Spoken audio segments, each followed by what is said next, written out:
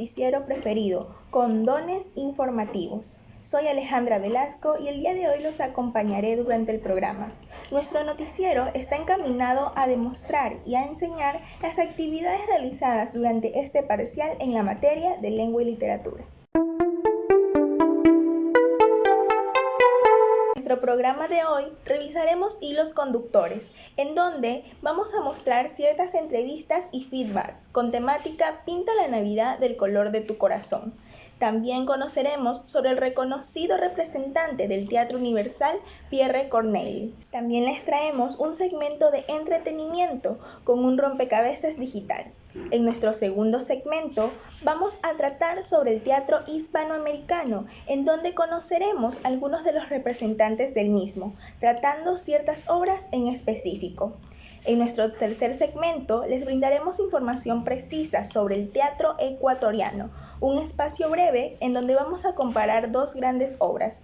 Visitaremos un museo inspirada en este mismo tema. Comenzamos nuestro noticiero con los hilos conductores, en donde les presentaremos algunas entrevistas realizadas hacia nuestro compañero Brian Saldarriaga y hacia mi persona Alejandra Velasco, y les vamos a presentar un adelanto de las mismas. ¿No crees que se celebraba la Navidad en otra época antes de la pandemia?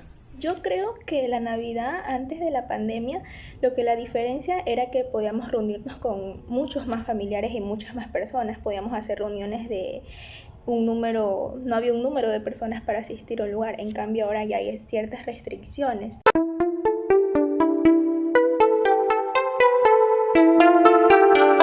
Este autor, representante del Teatro Universal, nació en Rouen, Francia, el 6 de junio de 1606 y fue un famoso dramaturgo considerado como uno de los más importantes de la historia de su país. El estreno de su comedia Melita provocó un gran entusiasmo en el mundo del teatro francés de la época, consagrándolo como uno de los más grandes dramaturgos de esa época.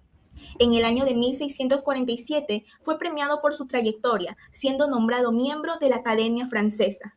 Este reconocido autor fallece el 1 de octubre del año de 1684, luego de haber sido pensionado por el rey Luis, debido a los problemas financieros de la última etapa de su vida.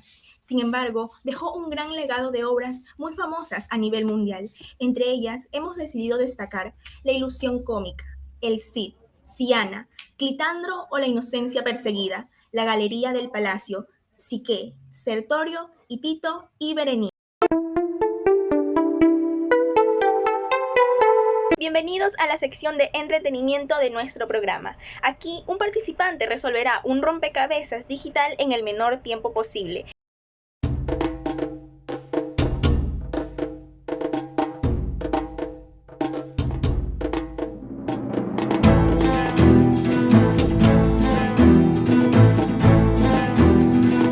Felicidades a nuestro participante, lo ha hecho excelente y en el menor tiempo posible. Continuemos con las demás noticias.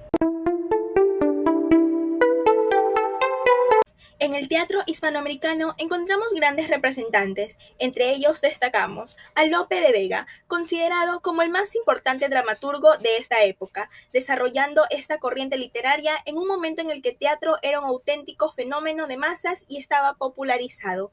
Entre sus obras encontramos a Fuente Ovejuna, El perro del hortelano, La dama boba, Los melindrares de Belisa, El castigo del discreto, entre otras. Otro autor muy relevante fue Miguel de Cervantes. Fue un novelista, poeta, dramaturgo y soldado español. Es el escritor más importante de la literatura española y una de las figuras más notorias de la literatura universal. Entre sus obras encontramos La gitanilla, Rincontete y Cortadillo, El celoso extremo, entre otras. Pasamos al autor Leandro Fernández de Moratín. Este es un autor español del teatro más importante del siglo XVIII, cultivando géneros literarios de drama y de poesía. Se le conocía como un adelantado a su época, dejando un gran legado de obras como Teoría de la comedia, El viejo y la niña, El varón, La mojigata y El sí de las niñas. Pasamos a nuestro último autor, conocido como Federico García Lorca. Él fue un dramaturgo, poeta español, adscrito a la generación del 27. Parece maravilloso presentar esta obra de un gran representante del teatro hispanoamericano, el gran Conrado Nalé, con su obra Una viuda difícil. Esta obra teatral de género realista nos da a mostrar situaciones reales o cotidianas en la vida, reflejadas a través de la soledad de nuestra protagonista y su desespero por conseguir pareja. Mas, sin embargo, ninguno buscaba nada serio hasta que conoce a su futuro esposo. Vemos cómo uno de los personajes es juzgado por un pasado que no ha cometido, demostrando cómo el pueblo y en general las personas se dejan llevar por rumores no comprobados. En esta gran obra destacamos temas como la deshonestidad e interés por parte de los personajes, que pasan situaciones complicadas hasta llegar a un final agradable para los protagonistas. Es una obra llena de dificultades para la protagonista, que solo busca rellenar ese espacio de una pareja. Se ve el interés hacia su herencia, la culpabilidad y juzgamiento dentro de la misma. Dentro de este teatro vimos obras como Fuente Ovejuna, cuyo tema principal es el levantamiento del pueblo contra el abuso de poder del comendador. Vimos obras como Bodas de Sangre, cuyo tema de la oposición entre el deseo personal y los mandatos sociales y su fascinación por el cuchillo. Barranca Abajo es la caída en desgracia de la clase gaucha a fines del siglo XIX y principios del siglo XX. Y por último, El sí de las niñas, cuyo tema principal es la falta de libertad para escoger marido por parte de las mujeres.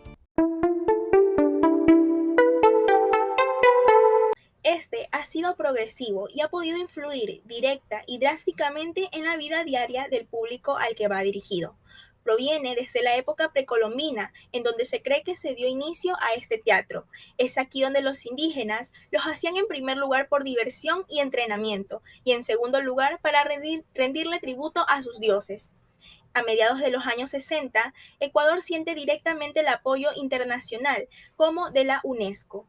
Entre sus exponentes más destacados encontramos a José Martínez Quirolo, Hugo Áviles, José Martínez, Pablo Palacios y Rosa Borja de Icaza. Dentro del teatro ecuatoriano encontramos dos grandes obras, Comedia Inmortal con un género narrativo y dramático y La Dama Meona con un género de sátira social.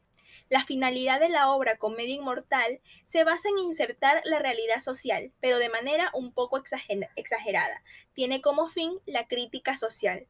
Fue publicada en 1926 por el autor Pablo Palacio, mientras que la obra La Dama Meona tiene finalidad el llamado de atención contra quienes tienen un pretexto de socorrer a personas vulnerables, haciendo caridad con dinero ajeno. Fue publicada en 1976 por el autor José Martínez Quirolo. Me parece adecuado presentar en este momento, con mucho orgullo, nuestro museo virtual que hemos creado en honor a dos representantes del teatro ecuatoriano.